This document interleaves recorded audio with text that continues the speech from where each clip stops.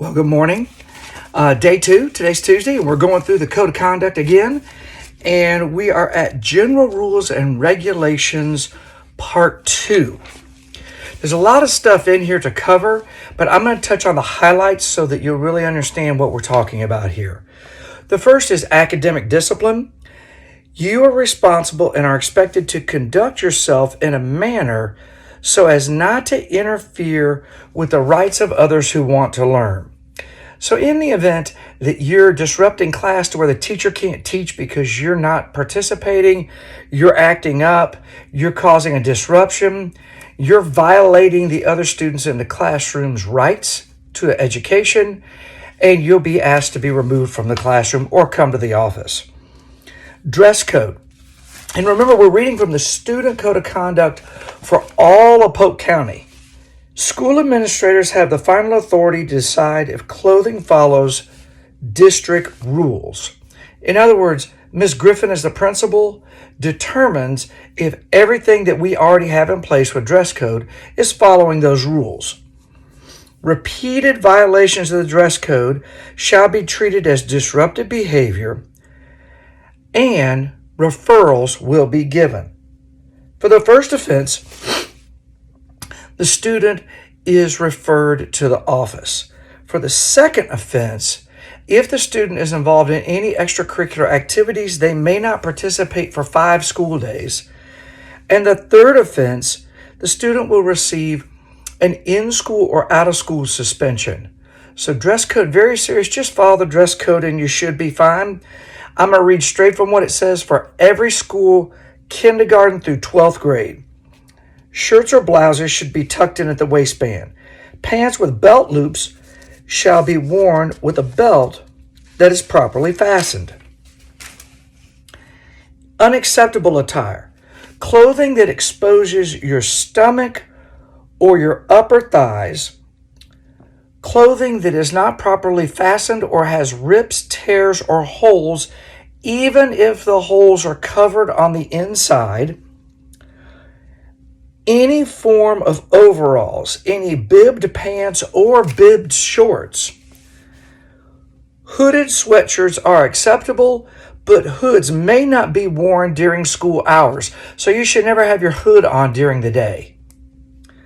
Unacceptable shorts would include athletic shorts, spandex shorts, bicycle shorts, cut-off jeans, frayed jeans or pants, cut-off sweatpants, short shorts, running shorts, or any type of a boxer short.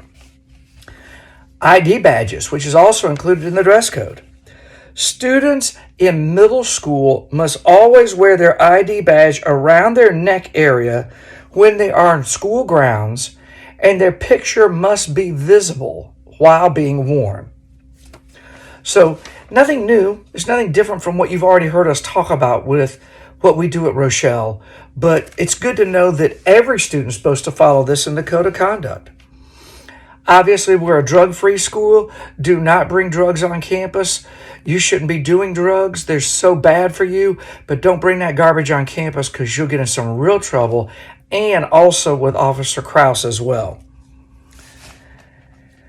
If a student is assigned out-of-school suspension, they're expelled from participating in any extracurricular activities from the date of the offense until the completion of the disciplinary act. So you're in any mini major or major, any concert, any event, you're on a sports team, the day you get suspended, well, tonight I have a game, can I participate? No. And you can't participate until you return to school. And if that's 5 days, that's 5 days you can't do anything. I can't be in the dance concert. I can't be in the band performance, chorus performance. I can't do anything. So a whole section in here on bullying and harassment.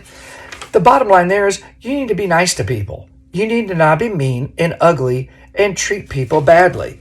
You shouldn't be bullying physically by punching, hitting, pinching, pulling, kicking, touching someone, verbally with nasty words or mean words or hateful words. Emotional, which would include spreading rumors about someone. Sexual bullying, which would include anything of a sexual nature. Or cyberbullying, where you're at home, but I'm going to harass you from home through the internet. All of that is forms of bullying. All of that can get you in big trouble. Medication. The bottom line with medication is, unless Ms. Mary Beth has said you're allowed to have it, you can't have it at school. Ladies, especially my middle school ladies, I know. Mr. Batman, there may be some times when I need to have some type of pain medication, some aspirin, some Excedrin, some Motrin, some Advil. You can't have that at school. If you do, you can get in big trouble for that. And certainly don't ever take any medication from someone. Oh, you have a headache? I've got some Tylenol. Here, take some. Don't do that. Because now you're in trouble because you're holding the Tylenol and you took it. Behavior of students that ride on the school bus. It's interesting that a lot of our referrals last year came from students on the school bus. Please make sure that you follow the rules on the school bus. We go to a lot of classes during the day. Middle schoolers, for you, that's 8 periods a day. Remember, the school bus is like your last period class or your first period class before you even get to school, but it's on wheels.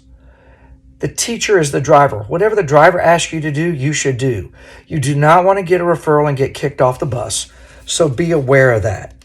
Tardies can be a problem. It's hard to get from class to class, Mr. Batman. You have to move with a purpose because the tardy takes place at the start of class. So when that tardy bell rings, bam, class has started. And if you walk in after that, even if it's 15 seconds, 5 seconds after that tardy bell rings, you're tardy. That takes us through all of Section 2. Tomorrow, we'll talk some about discipline and appeal procedures as we look through Part 3. Thank you so much for your attention. I hope you're having a great day already, and we'll see you out in the halls, guys. Take care.